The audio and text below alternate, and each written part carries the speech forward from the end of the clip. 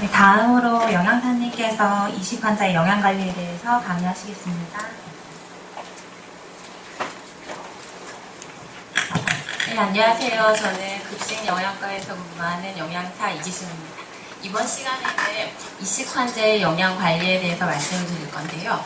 혹시 수술 받고 퇴원하시기 전에 병동에서 퇴원교육을 받으신 분이 있으실까요? 네? 아, 있으세요? 퇴원 교육 받으셨어요? 그러면 그때는, 된 것 같아요.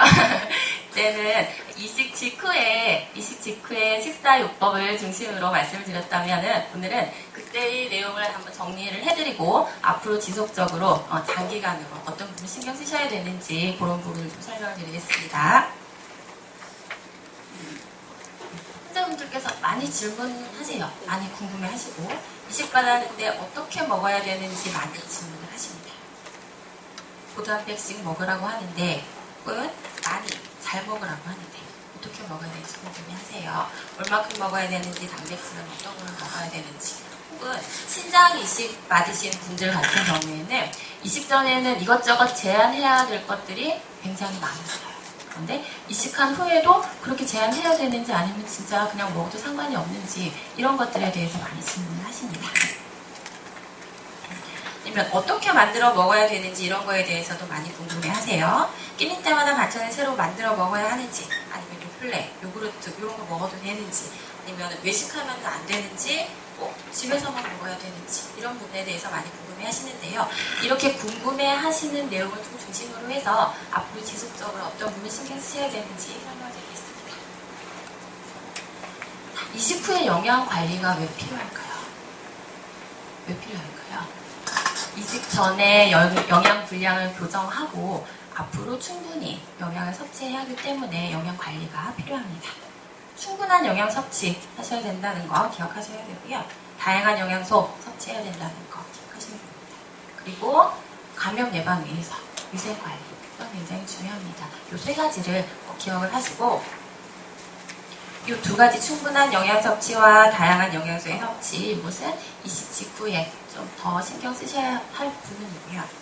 위생 관리 같은 경우는 이식 직후부터 안정기에 이르기까지 지속적으로 신경 쓰셔야 하는 부분입니다. 충분한 영양 섭취 먼저 좀 말씀을 드릴게요. 수술 직후에는 수술로 인한 스트레스 때문에 열량 요구량이 많이 증가하게 됩니다. 그리고 수술 직후에 사용하는 약물 때문에 체내에서 단백질 분해가 되게 심하게 일어나요. 그래서 단백질 요구량 또한 증가하게 됩니다. 그래서 수술 직후에는 수술로 인한, 그리고 약물 치료로 인한 체중 감소를 예방하고, 그 이후에 수술 상처 회복하는 거에 도움을 주기 위해서 충분히 열량 섭취하시고 단백질을 적절히 드시라고 말씀드립니다. 충분한 열량 섭취를 위해서 한 번에 많이 드시는 거는 그렇게 권장하지 않아요. 하루에 3끼 식사하시면서 주서분의 간식을 추가적으로 섭취하시면은 보다 더 효과적이고요. 단백질 같은 경우는 식사할 때마다 한두 가지 단백질 반찬 챙겨 드시면은 단백질은 부족하지 않고 간다는 거 기억하시면 되겠습니다. 자, 두 번째로 다양한 영양소를 섭취하는 게 중요한데요. 아까도 말씀드렸다시피 수술 받기 전에는 이것저것 제한해야 되는 것들이 많이 있으셨을 거예요. 수술 받고 나서는 음식 섭취할 수 있는 그 선택의 폭이 되게 넓어졌어요. 그렇기 때문에 다양한 음식을, 다양한 영양소를 섭취하려는 그 시도가 필요하겠습니다. 이렇게 섭취하시면 좋을 것 같아요. 일상생활을 유지할 정도의 식사량을 유지하면서 매일 몇 끼니 때마다 단백질 반찬 한 가지씩 챙겨 드시고, 비타민, 무기질 섭취하셔야 되죠. 그래서 다양한 야채 반찬 식사 때마다 두세 가지씩 챙겨 드시면 도움될 것 같고, 하루에 한두 번 정도 유제품, 우유 챙겨 드시면은 좋지 않을까 싶어요. 그래서 위에 이러한 원칙을 기본으로 해서 균형 잡힌 식사를 하시는 것을 권해드립니다. 그런데 개인에 따라서는 이식받은 이후에 개인의 질환 정도에 따라 지속적으로 치료식이 필요하신 분이 있으실 수 있어요. 그럴 때는 영양사 만나서 개인적으로 상담 받으시고 식사 계획을 세우시는 게 필요할 것 같고요. 크게 문제가 없다. 잘 적응해가고 있다. 그렇다고 하면은 균형 잡힌 식사 이렇게 하시는 게 도움이 될 것 같습니다. 충분히 열량 섭취하시는 거, 식사량 유지하시는 거 기억하면 좋을 것 같고요. 단백질 반찬은 한 가지씩은 꼭 챙겨 드셨으면 좋겠습니다. 고기가 돼도 괜찮고요. 계란, 해산물, 두부, 콩 이런 단백질 식품 한 가지씩 챙겨 드시고 앞에서도 말씀드렸던 것처럼 이런 야채 반찬 2가지, 3가지 챙겨 드시고 유제품 한두 번 정도 드시면은 좋은 균형 잡힌 식사이지 않을까 싶습니다. 그리고 또 이식 받으시는 분들이 궁금해하시는 것 중에 하나가 위생 관련된 내용이에요. 이식 받았는데 언제까지 음식을 익혀 먹어야 되는지, 익힌 음식만 먹어야 되는지 질문 많이 하시고요. 집에서 반찬 만들 때 끼니 때마다 새로 만들어 먹어야 되는지 이런 것도 되게 많이 궁금해하십니다. 맨 처음 강의에서 왜 울대에 대해서 많이 설명 많이 들으셨잖아요. 그 면역 억제제 사용과 관련해서 우리는 식품으로 감염에 취약해져 있어요. 그래서 어떻게 해야지 안전하고 위생적으로 식품을 취급하고 섭취하는지 이러한 부분에 대해서 한번 살펴볼 필요가 있겠습니다. 기간을 맞춰서 한번 정리를 해드려 볼게요. 이식 받고 나서 병원에 계시는 동안에는 병원에서 적윤 식사가 제공됩니다. 이 식사는 음식을 완전히 가열 처리해서 익혀서 드리는 거고요. 이때 병원에서 제공할 때는 식기, 조리 기기 이런 것들 다 소독해서 제공을 합니다. 그리고 병원에 계시는 동안에는 유제품도 멸균 유제품만 아마 나왔을 거예요. 그런데 퇴원하면서부터 우리 퇴원 교육을 받고 가세요. 퇴원 교육 받으실 때는 이렇게 설명을 드려요. 이식 받고 나서 3개월 혹은 6개월 이후까지는 모든 음식을 익혀서 드세요. 이렇게 말씀을 드립니다. 그러나 조리 기기나 식기 이런 것들은 꼭 열탕 소독까지는 하실 필요 없으시고요. 조리할 때 사용하는 기기와 식사할 때 사용하는 식기 정도는 구분해서 세척하시라고 말씀드려요. 그리고 퇴원하시면서부터는 꼭 멸균 유제품 아니고 그냥 시중에서 구입할 수 있는 유제품 살균 처리된 거니까 요구르트, 요플레, 우유 이런 것들 다 드셔도 괜찮다고 말씀을 드립니다. 다만 보관이나 유통 상태가 안전하게 잘 보관되어 있는 것들을 확인하셔야겠죠. 그리고 이식하신 다음에 3개월 혹은 6개월 그 이후에는 모든 음식을 다 익혀서 드실 필요까지는 없습니다. 생야채, 생과일 드셔도 괜찮으신데 다만 위생관리 좀 철저히 하셔야겠죠. 생야채 드실 때는 흐르는 물에 여러 번 깨끗이 세척하고 헹궈서 드셔야 된다는 거 기억하시면 될 것 같고요. 그 이후에는 우리 보통 위생관리 철저히 해서 감염 예방하자고 이야기해요. 식중독 예방 지침에 준해서 위생관리 좀 철저히 하자고 이야기를 하고요. 이 부분에 대해서는 뒤에서 조금 더 자세히 설명을 드릴게요. 자, 그래서 장기 이식 후에 식품으로 인한 감염을 예방하기 위한 표준화된 지침은 마련되어 있지는 않습니다. 다만 식약처나 질병관리본부에서 제시하는 식품위생 지침을 참고하도록 이야기를 하고 있습니다. 이때 조금 신경 쓰셔야 될 것은 지나친 식품 제한으로 인해서 섭취량이 줄어들 경우에는 영양 불량으로 인해서 면역력 저하가 발생할 수 있어요. 그래서 잘 드시는 게 중요하다는 거 기억하시면 될 것 같고요. 식중독 예방 원칙, 식품 위생 지침을 기본으로 해서 균형 잡힌 식사하시는 게 중요하다는 거 기억하시면 될 것 같습니다. 감염 예방을 위해서 어떤 거 주의하셔야 되는지 좀 한 가지씩 자세히 좀 설명을 드릴게요.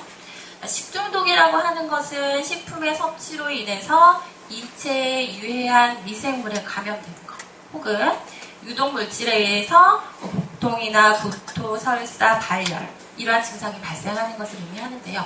우리는 여기서 조금 더 주의 깊게 신경 써야 되는 게 유해한 미생물로부터 감염되는 감염형 식중독을 조금은 더 신경을 써야겠습니다.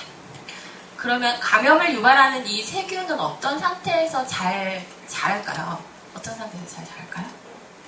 고기, 생선, 이러한 단백질 식품은 세균이 증식하기에 아주 좋은 영양원이라고 합니다. 그래서 단백질 식품이 조금 더 부패가 잘 일어나잖아요. 그리고 5도씨에서 60도 사이, 또 상온에서 세균이 되게 많이 빠르게 증식을 하고요. 적정 pH나 상온에서 4시간 이상 보관을 한다던가 아니면 수분이나 산소가 충분히 있을 때 이런 환경에 세균이 되게 잘 자라요. 그래서 우리가 기억해야 될 것은 세균이 살기 좋은 환경을 최대한으로 억제하는 거겠죠. 환경을 억제해서 세균이 증식하는 것을 막는 거, 그게 중요하다는 것을 기억하면 될 것 같습니다. 자, 그럼 식품을 보관할 때 온도와 기간을 좀 더 특별히 신경을 쓰셨으면 좋겠습니다. 조리한 육류나 가른 고기 이런 거는 꼭 냉장 보관하시고 냉장고에 넣어서 이틀 이상 넘지 않았으면 좋겠어요. 보관 기간도 좀 눈치를 하시고 조리한 드레싱, 소스류 이런 것도 냉장고에서 일주일 이상 넘지 않게 이런 좀 신경을 써주셨으면 좋겠습니다. 그리고 세균에 좋은 영양원이 될 수 있는 모든 종류의 식품 보관할 때 권장 온도, 저장 기간 요거는 철저히 신경 쓰셔야 된다는 거 가시면 좋을 것 같고요. 요거를 한번 볼게요. 여기 5도에서 60도 사이 세균이 살기 아주 좋은 온도라고 말씀을 드렸어요. 우리는 위험온도 구간이라고 이야기를 합니다. 이 온도에서 세균이 얼만큼 빠르게 증식을 했는지 조금 확인을 해볼게요. 1시간 지났어요. 2시간 지났어요. 3시간 지났어요. 되게 많이 어마어마하게 세균이 증식을 합니다. 그래서 이런 거는 조금 신경 써주셨으면 좋겠어요. 음식물을 상온에 2시간 이상 방치하지는 않으셨으면 좋겠습니다. 그리고 상온에 노출되어 있는 뷔페나 샐러드바 이용할 때는 그 음식이 너무 오래되지는 않았는지 그런 것들은 조금 확인하고 주의하실 필요가 있을 것 같고요.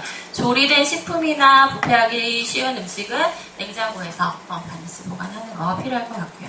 가열할 때는 60도 이상으로 또 전자레인지 가열할 때는 골고루 가열될 수 있도록 이런 부분도 좀 체크를 해주시고 냉동식품을 절대 상온에서 그냥 해동하는 것은 안전하지 않습니다. 흐린 찬물에 해동을 하시거나 전자레인지에서 급속 해동을 하시거나 아니면 냉장실에서 천천히 해동을 하시거나 그런 방법을 활용하셔야 된다는 걸 기억하시면 좋을 것 같고요. 감염으로부터 발생할 수 있는 식중독 예방 원칙 3가지를 말씀드리겠습니다. 첫 번째, 손 씻기. 되게 많이 들어온 얘기예요. 손 씻는 거 되게 중요하다고.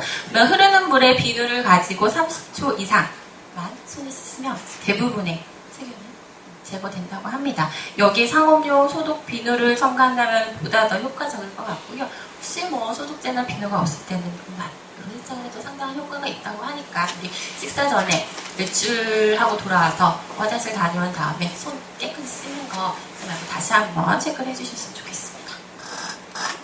두 번째, 식중독 예방 원칙 두 번째는 익혀 드시는 거예요.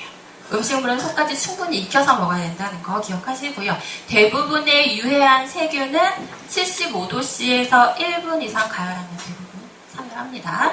따라서 고기, 생선, 해산물은 속까지 완전히 익혀서 드셔야 된다는 거. 그리고 조리되었던 식품은 완전하게 재가열해서 드실 때는 완전하게 다시 익혀서 드시라는 거. 그리고 충분히 익지 않은 상태에서 환자분께서 직접 조리하시죠. 집에서 조리하시잖아요. 그때 충분히 익지 않은 상태에서 음식의 간 보는 것은 안전하지 않을 수 있다는 거. 요거까지 좀 기억을 해주셨으면 좋겠습니다. 세 번째가 끓여 먹는 거예요. 물은 끓여서 드시는 게 가장 안전합니다. 지하수에서 발견된 노로바이러스 같은 경우는 85도씨에서 1분 이상 가열하면은 대부분 사멸된다고 합니다. 따라서 물은 끓여서 드시는 것이 가장 안전하다는 거 기억하시면 될 것 같습니다. 이식 후의 안정기의 영양 관리에 대해서 정리를 해드리겠습니다. 이식 후 안정기 영양 관리는 균형 잡힌 식사를 통한 건강 회복 그리고 적절한 영양 상태를 유지하는 것. 그런데 여기에 목적이 있습니다.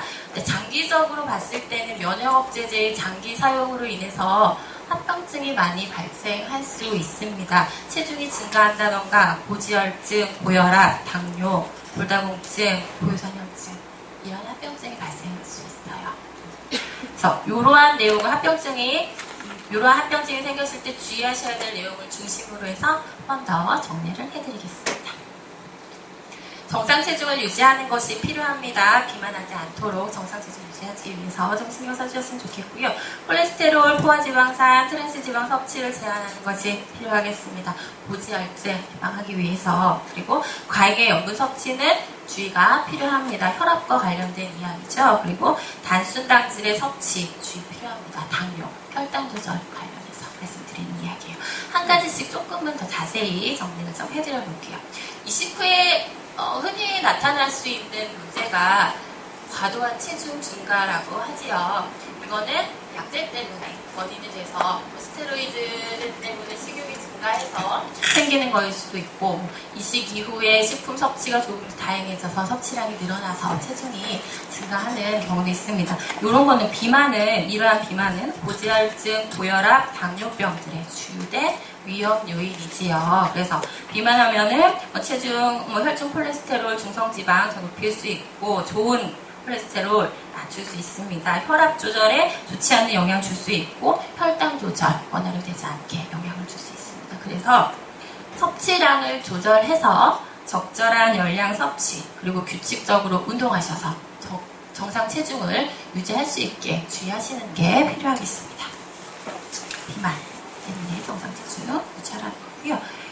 자, 두 번째로 그 체중 증가와 함께 같이 잘 나타날 수 있는 문제가 고지혈증이라고 합니다. 고지혈증은 나중에 심혈관계 질환의 원인이 될 수 있고 때문에 콜레스테롤, 포화지방산, 트랜스지방 이러한 섭취를 제한하실 필요가 있습니다.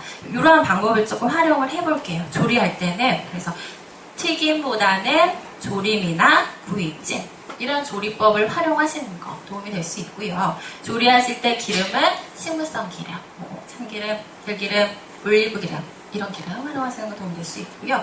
육류는 가급적이면 기름기는 제거하고 살코기 위주로 드시는 것이 도움이 될 수 있겠습니다. 식품 선택하실 때도 단백질 섭취를 육류 위주로 하시기보다는 고기하고 생선, 두부, 콩을 번갈아 가면서 하시면 좋을 것 같고요. 계란은 흰자 위주로 드시고 일반 우유 대신에 무지방 우유, 저지방 우유, 두유 선택하시면 도움이 될 수 있을 것 같고요. 믹스커피 대신에는 원두커피, 차 이런 거를 좀 선택하셨으면 좋겠고 패스트푸드 가공식품보다는 신선한 자연식품 섭취하는 것이 훨씬 더 도움이 되겠습니다. 만약에 혈압을 갖고 계셔서 고혈압이다 라고 할 경우에는 염분을 우리 하루에 5g 미만으로 5g 이하로 제한을 하라고 이야기를 합니다. 그런데 혈압이 정상이고 따로 붓거나 이런 문제가 없다라고 했을 때는 엄격하게 염분을 조절하실 필요까지는 없으세요. 다만 과잉 섭취하는 것은 주의하시는 게 좋겠죠. 이런 방법을 조금 활용을 해보겠습니다. 절인 식품, 김치나 장아찌 이런 거 대신에 생야채 신선한 야채 섭취하신다면 염분 섭취 확실히 줄일 수 있겠고 조리하실 때 앞에서도 말씀드렸다시피 조림 때는 염분을 가진 양념들을 굉장히 많이 들어가요. 조림보다는 구이, 찜 이러한 조리법을 활용하시면 도움이 될 수 있을 것 같고요. 음식하실 때 직접 음식에 밑간을 하기보다는 밑간 없이 그냥 염분 소스를 만들어서 곁들여 드시면 염분 섭취를 줄이는 데 도움이 됩니다. 국찌개 국물에 굉장히 많은 나트륨 염분이 있는 거 아시죠? 일단은 국물 음식은 가급적이면 줄이시는 게 좋고요. 국을 드시더라도 찌개를 드시더라도 국물까지 드시지 마시고 건더기 위주로 식사를 하시면 훨씬 더 도움을 받을 수 있고요. 조리하실 때는 소금, 간장, 된장, 고추장, 고추장 이런 염분을 가진 양념은 가급적이면 적게 사용하시고 파마늘, 양파, 고춧가루, 후추, 식초, 참기름 이런 것들은 염분을 갖는 양념이 아니다. 염분을 갖는 양념들을 적게 사용하다 보니까 음식이 전체적으로 맛이 없어질 수 있어요. 그러면 식사 잘 못하시고 그러실 수 있으니까 염분 갖는 양념은 최소로 쓰시고 그 밖에 이러한 양념들을 충분히 활용하시고 먹기 직전에 가능하시면 소금의 섭취 줄일 수 있다는 거 기억하시면 좋을 것 같습니다. 당진 섭취 관련해서인데요. 이식 전에 당뇨를 갖고 계셨던 분들은 이식 수술 전에는 혈당 조절 잘 됐는데 수술하고 나서 혈당 조절이 너무 안 돼요 라는 말씀하시고요. 이식 전에 당뇨 없으신 분들 중에서도 이식 받은 다음에 없던 당뇨가 생겼어요 라는 말씀을 하세요. 약제 때문에 영향 받을 수 있습니다. 그래서 혈당 조절 필요할 때는 설탕이 첨가된 음료 아니면 간식 같은 것들 사탕, 꿀, 초콜릿 이런 단순당 많이 갖고 있는 이런 간식들은 가급적이면 적게 드시는 게 좋겠고요. 체중 늘 수 있고 혈당, 중성지방 높일 수 있습니다. 가급적이면 이런 간식은 조금 적게 드셨으면 좋겠고 과일 주스보다는 생과일을 선택해서 드시는 양을 조금 조절해서 드시면 도움을 받을 수 있을 것 같고요. 가당 우유, 바나나 우유나 초코 우유, 딸기 우유 이런 것들은 열량도 높고 당분도 함량이 높습니다. 이런 것들은 가급적이면 적게 드시는 게 도움이 될 것 같습니다. 자, 제가 드린 드릴 말씀은 여기까지이고요. 이식 환자의 건강한 생활을 위해서 이식 후 영양 관리는 반드시 필요합니다. 그래서 지금 제가 말씀드린 이 몇 가지 내용들 좀 잘 기억하셔서 실천하신다면은 앞으로 건강한 생활을 유지하는데 도움이 되지 않을까 싶습니다. 강의는 여기서 마치겠고요. 혹시 궁금한 거